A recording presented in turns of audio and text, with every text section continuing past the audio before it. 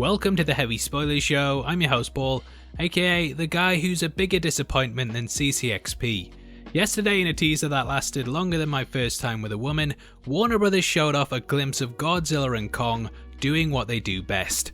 The first look trailer had both the titans rushing towards each other, and though on the surface there's very little to take from this, there's actually a lot going on. Now before we get into the breakdown, I have to say that there will be some spoilers here in regards to the film. We do have some plot leaks, and whilst these can't be verified until we see the film for ourselves, we will be talking about what reportedly leads up to this moment. Anyway, with that out of the way, thank you for clicking this. Now let's get into the breakdown.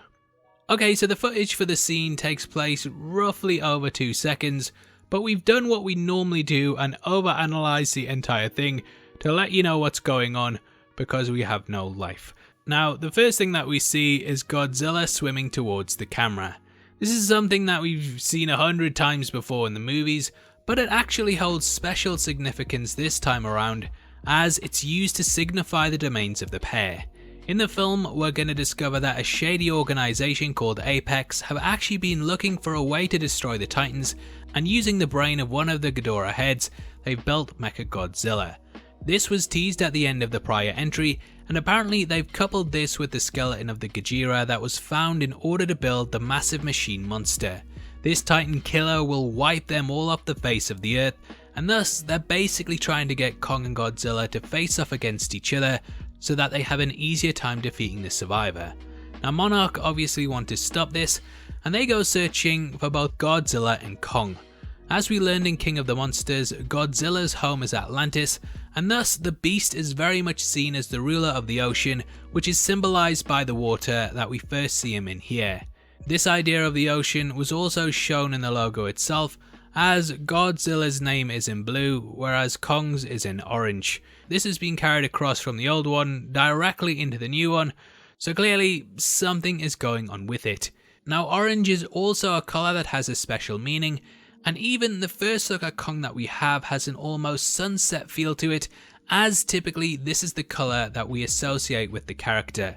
Skull Island had an amazing use of orange pretty much across the board, and this actually subtly nods to what's going on with him. As we've discussed, Godzilla is pretty much the king of the ocean, but Kong is seen as the ruler of the earth. In the film, it will be revealed that the Hollow Earth has a wealth of caverns and connecting tunnels that will reach back to Skull Island, and through these, the Titans will have travelled to find safety. In the movie, we'll discover that Kong resides over them, and he'll be called the ruler of the natural earth. Now in regards to the end of the film, apparently the pair fight to the point that they're both heavily damaged, and then Mechagodzilla is brought in to kill them, as Apex don't want to lose this opportunity. The fight ends with them taking down the machine, and then they go back to their own domains in order to oversee them. Kong becomes the king of the Hollow Earth, which is when he finally gets the title King Kong, which so far has been missing, but apparently he's going to get it here. Godzilla remains as king of the monsters and becomes Earth's guardian. So again, we have this idea of the opposing side symbolized in the colour that tends to be shown with them, and it will likely be laced throughout the movie and be the thing that we associate with the characters. Now the Kong scene also has a lot going on in it. The character is actually wearing a collar, and there are a lot of questions surrounding why it's there and what it's for. I think the answer actually shows that the creative team are looking to the past appearances of Kong in cinema in order to pay homage to what's come before. Collars have long been associated with Kong, and in the past, whenever he's appeared in a film outside of Skull Island, the humans have typically captured him, put him in restraints, and used these to transport him. The idea of the character being in chains and restraints is something that we've seen laced throughout his many appearances, even going so far back as the 1930s film, so this moment does carry a lot with it. Now according to the leaks, Monarch investigates Skull Island, and they discover not only Kong but the rituals that have been performed around him. Turns out that both Kong and Godzilla come from bloodlines that have gone to war with one another in the past, and this has been marked in cave paintings which tell the story but also prophesize the upcoming battle between the pair. The islanders all worship Kong as a god, and thus in order to help him they build a giant axe which eventually gets one of Godzilla's spikes put into it.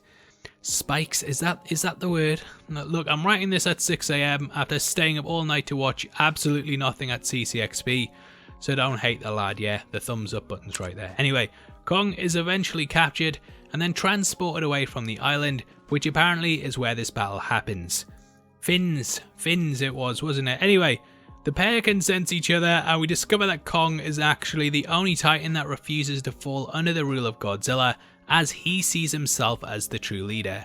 Thus, him being taken away from his home and bumping into the guy he hates, it just ruins your day, doesn't it? Like you're at work, you spill coffee on yourself so it looks like you've wet yourself in front of Brenda, who you've been trying to pull for the last 6 months, and then Gary from accounting comes up and you just hate the lad. It's like that with Kong, and he's absolutely raging, and thus he escapes his confines, and that is why we still see the shackles around him. Hopefully that didn't ruin your day, that story. Now, the eagle-eyed viewers of you may also notice Navy vessels in the background and to the side. This is because the pair actually go toe-to-toe on a battleship during the film, and this was actually shown in a leaked image before the fight was confirmed in the official marketing by showing the two duking it out one by one.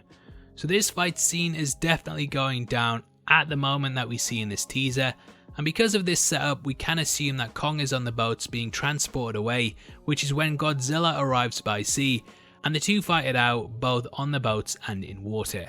It's gonna be a big battle, and I'm actually glad that we're getting a fight in broad daylight, as typically these things tend to be done either at night in a storm or at night during a rain or in a rainstorm. Anyway, they're really bringing the big guns out here by the looks of it, and I'm guessing that this is the first showdown between the pair before they go head to head at the end of the movie.